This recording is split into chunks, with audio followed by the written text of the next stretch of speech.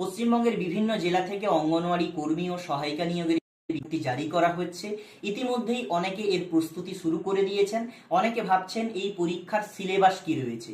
আপনাদের জন্য জানিয়ে রাখি, সম্প্রতি যেসব জেলাগুলো থেকে অঙ্গনওয়াড়ি কর্মী অথবা সহায়িকার বিজ্ঞপ্তি জারি করা হয়েছে, সেই বিজ্ঞপ্তি অনুযায়ী সিলেবাসে একটু পরিবর্তন করা হয়েছে।